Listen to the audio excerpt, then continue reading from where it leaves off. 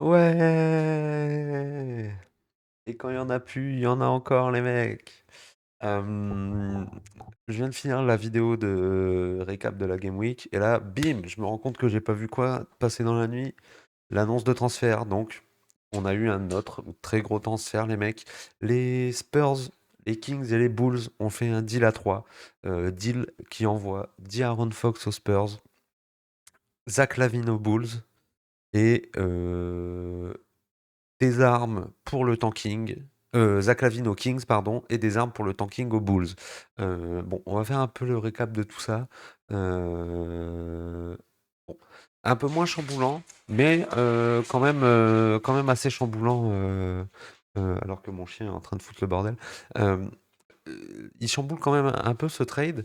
C'est la contrepartie, les mecs. C'est quoi ces contreparties de Golemont là?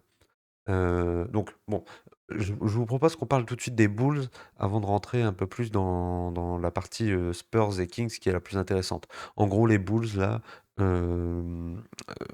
c'est un aveu de on va tanker parce que on vient de récupérer notre propre pick. Donc, si tu viens de récupérer ton propre pick, c'est que tu peux aller dans les bas-fonds. T'as envoyé Zach LaVine. Euh, Là, le prochain, c'est Vooch, hein. Bah, je pense que le prochain dans la liste, c'est Vooch qui va sauter. Kevin Warter, qui était plus que l'ombre de lui-même. Bon, ils ont l'air d'avoir les armes pour aller chercher bien bas. Ils ont Trey Jones, du coup, maintenant. Euh, du côté des Bulls, euh, ce qui va pouvoir être cool. Attendez, je vais ouvrir la page en même temps. Ce qui va pouvoir être cool sur la fin de saison, ce sera peut-être de voir Kobe White euh, en, euh, en artilleur principal sur les exters. Bon, ils ont toujours Lonzo Ball. Il y a Trey Jones aussi qui est arrivé. Trey Jones qui est arrivé en meneur backup. Donc, ils vont avoir quand même des choses pour se rééquilibrer. Mais je pense que là, enfin, moi, je serais le GM des Bulls. C'est opération porte ouverte jusqu'au 6 et, et essayer d'aller le plus bas possible, quoi. Essayer d'aller le plus bas possible. Je sais pas. J'ai l'impression quand même. Ouais, voilà, c'est compliqué, hein. C'est compliqué, t'es déjà dixième et derrière, t'as des tanks de compétition. Donc, être dans les quatre plus mauvais bilans, ça va être très compliqué. Mais ouais, là, faut tomber le plus loin possible. Faut tomber le plus loin possible. Ils sont à 21 et ouais, 21, c'est les Spurs qui sont 12e. Donc ouais, du côté des Bulls, on réinvente pas la roue, on fait en sorte que l'équipe soit plus mauvaise et voilà.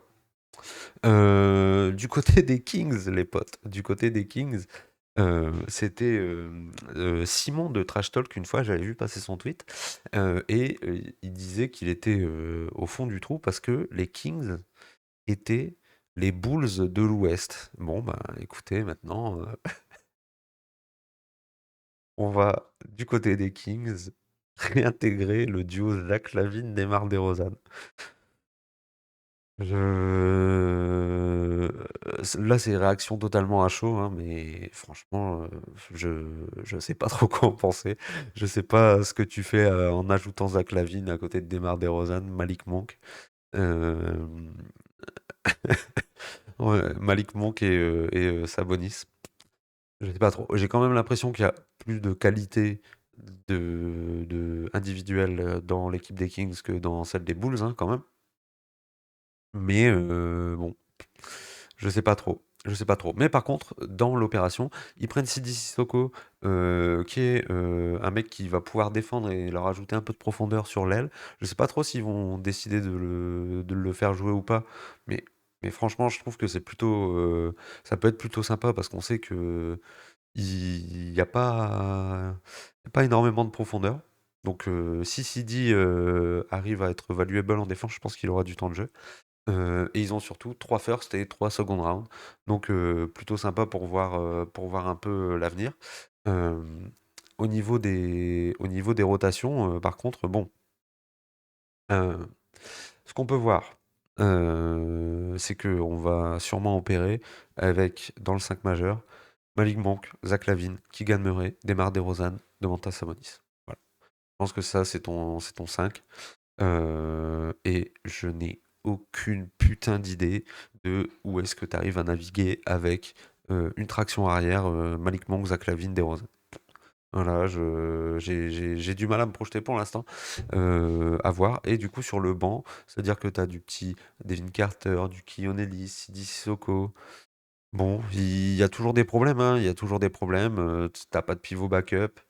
Ta profondeur, c'est très peu profond, justement. Donc voilà, je sais pas trop quoi en penser. Je vous avoue, en fait, je suis pas fan. Voilà. En fait, faut que j'arrête de dire je sais pas quoi en penser. Je sais ce que j'en pense. Je suis pas fan. Ma théorie, ma théorie, c'est que on avait vu que Demar DeRozan, il avait mis un petit coup de pression au micro d'un journaliste pour dire, écoutez, moi je suis quand même venu pour D-Fox et pour être compétitif aux Kings.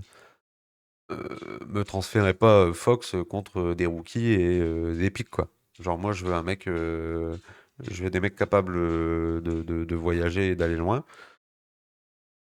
J'imagine que le courant était très bien passé avec Zach LaVine aux Bulls et que si on regarde les premiers mois de DeRozan, là, sa fin d'année formidable d'il y a 1 an, 2 ans, je sais plus, 1 an, je crois que c'était il y a 1 an, où il met des buzzer beaters, il est ultra clutch.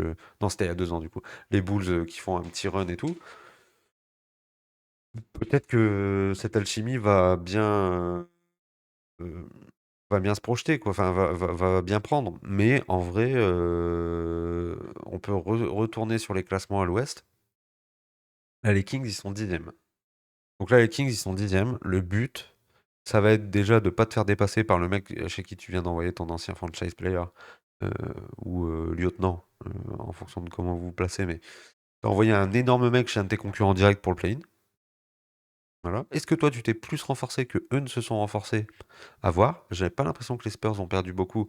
J'ai l'impression qu'ils se sont plutôt renforcés. Alors que toi, bon, t'as transformé Fox en Lavine et Sidi Sissoko. Bon, déjà, regarder au-dessus, ça va être à voir. T'es pas trop loin des Mavs, mais les Mavs avec AD, ça peut aller haut. Peut-être que les Lakers, moi je vois les Lakers, suite, euh, suite au trade, je vois les Lakers tomber. Donc les Clippers, contre toute attente, enfin en tout cas contre mes attentes, enfin pas mes attentes, mais mes projections, bah, ça tient. Donc voilà, je pense que eux, leur but, ça va être d'essayer de se qualifier au play-in encore une fois, d'essayer de sortir du play-in encore une fois, mais bon, rien n'est très clair du côté des Kings. Je sais, au niveau du roster des Kings, est-ce qu'ils pourraient encore aller chercher quelqu'un d'autre? Je sais pas trop. Je sais pas trop. Après, maintenant, c'est vrai que t'as des pics. T'as des pics, tu peux essayer de mettre des contrats, mais c'est pareil, même les mecs sur leur banc, ils ont pas des contrats de fou, quoi. Tu vois, c'est quoi? C'est Trey Lyles à 8. Mais pareil, t'as pas envie de. Enfin, si t'envoies Trey Lyles, t'es en bas de trip, quoi. Donc, et ouais, après, derrière Trey Lyles sur le banc, le plus gros contrat, c'est David Carter qui vient d'arriver, un rookie, quoi. Et maintenant, la payroll, c'est Domantas Sabonis à 40, Zach LaVine à 43, Malik Monk à 17, DeRozan à 23. C'est compliqué, hein, c'est compliqué. Parce qu'en fait, ils ont transformé ouais, enfin, le contrat de Zach LaVine est terrifiant, quoi. Le contrat de Zach LaVine est terrifiant, mais bon. Ils sont avec. Le maillot des Kings va plutôt bien aller à Zach LaVine, je pense. Ça va lui faire changer d'air. Peut-être qu'on va avoir un revival de Zach LaVine, hein, on ne sait pas, comme c'était il y a 2 ans, 3 ans, là, quand il est aux Bulls et qu'il est plutôt, plutôt très fort. Bah, pour aller chercher son contrat, de toute façon. Pour aller chercher le contrat, il a été très fort, mais bon. J'ai quand même l'impression que t'as pas réglé tous tes problèmes.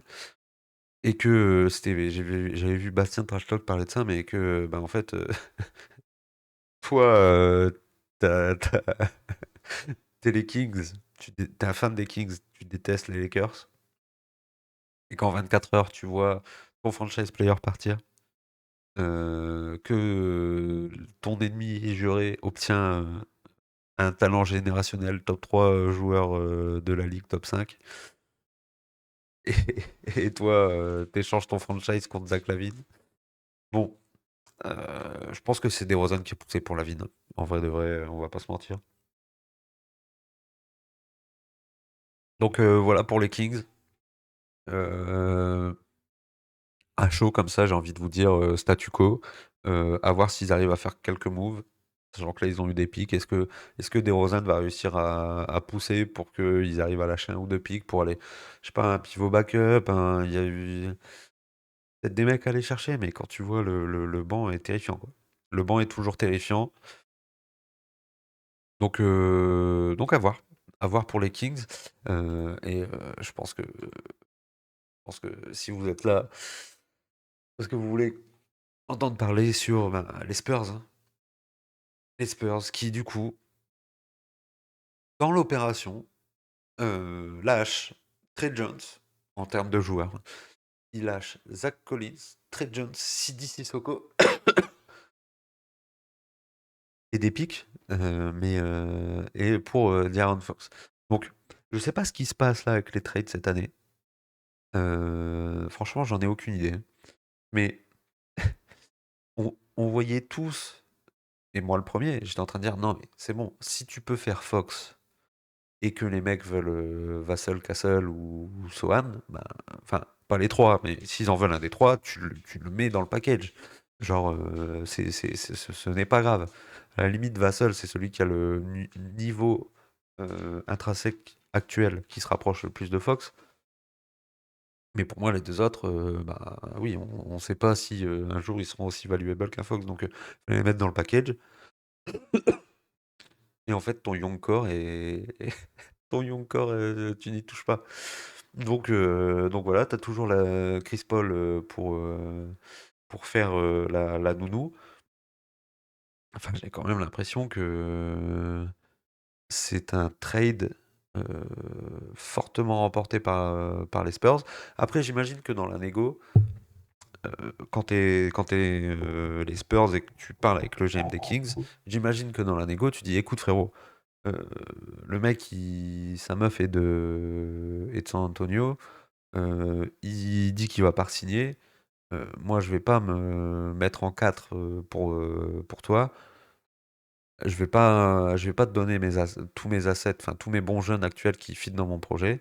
Euh, voilà, je trouve que c'est normal que quand un mec exprime ouvertement qu'il va être en fin de contrat et qu'il veut signer dans une équipe, forcément le package baisse. Forcément le package baisse. Bon, euh, trois picks, 3 first round pour D-Fox. C'était combien? C'était 5 pour Michael Bridges. Bon, après, il y a d'autres joueurs dans la balance. C'est vrai qu'il y a d'autres joueurs dans la balance, mais je trouve que les Spurs s'en sortent plutôt très bien. Et écoutez, dans avec l'effectif actuel, donc j'imagine qu'on imagine à peu près tous la même chose, c'est-à-dire qu'on a 10 Fox à la main, Vassell en 2, Castle en 3, Sohan en 4 et Wemby en 5. Eh ben putain les mecs. Eh ben putain les mecs. Voilà, c'est tout ce que j'ai c'est tout ce que j'ai à dire. Voilà, t'étais first pick, en position pour être le first pick il y a 2 ans. Bilan, cataclysmique, et là tu te retrouves avec un combo, D-Fox, Wemby. Sur le banc, ouais, ou peut-être Harrison Barnes plutôt à la place de Castle, si tu veux de l'expérience. Et sinon du coup sur le banc, ouais, je pense que ça sera peut-être plutôt Harrison Barnes, et d'ailleurs, Fox qui retrouve Harrison Barnes. Donc ouais, peut-être plus Harrison Barnes que Castle. Et du coup, sur ton banc, t'as du coup Chris Paul à la main, slash Jordan McLaughlin quand Chris Paul sera pété. Tu peux faire du coup Chris Paul, Stephen Castle, Keldon Johnson. T'as toujours du Sandro, du Blake Wesley. peut-être un petit peu moins joué. Champagny. Et bon, tu t'es débarrassé d'un backup, t'as Charles Basset. Est-ce qu'il n'y aurait pas un petit mec à aller chercher sur le poste 5? Why not? Why not? Sinon, d'un point de vue fantasy et betting, bon, je vous avoue que là, D-Fox, j'ai l'impression que on sera toujours dans le même giron et dans les mêmes responsabilités. Ça vient peut-être boucher un peu du Vassal en termes de responsabilité offensive. Du Castle, pareil. Moi, vous savez que je suis pas fan de voir Jérémy Sohan prendre des shoots à 3, prendre des shoots tout court en fait. Donc le fait d'intégrer un aussi fort défenseur que Fox, voilà, c'est compliqué de venir intégrer. Enfin, c'est compliqué de réussir à se projeter sur la capacité offensive de certains moins bons défenseurs. Euh, du côté des Kings, bah en fait, j'ai pas l'impression que ça débouche des situations pareilles, quoi, en fait. Tu switches Lavine avec Fox. Lavine va prendre les tickets shoot de Fox. T'as toujours les. C'est des mecs qui ont à peu près les mêmes forces et à peu près les mêmes faiblesses, Fox et Lavine. Donc voilà, t'auras toujours du Keegan Murray sur du petit système à 3. Voilà, un peu du mal à me projeter pareil en termes de fantasy. Et j'ai pas l'impression qu'il y a une situation qui se débloque du côté des Kings et qu'on va être toujours dans des mecs qui ont besoin de la balle. Et il y en a qu'une sur le parquet. Donc voilà, un peu compliqué. Peut-être que Sabonis peut reprendre un peu plus de playmaking, mais pareil, en fait, si t'enlèves la balle dans les mains de Lavine, de DeRozan et de Monk, bah, ils sont tout de suite moins valuables. Donc voilà, et pareil sur le banc, à voir si Sidi il arrive à faire un peu son trou. Au moins, il aura vécu le Paris Game, notre ami Sidi Sissoko, mais bon, voilà. Et du côté des Bulls,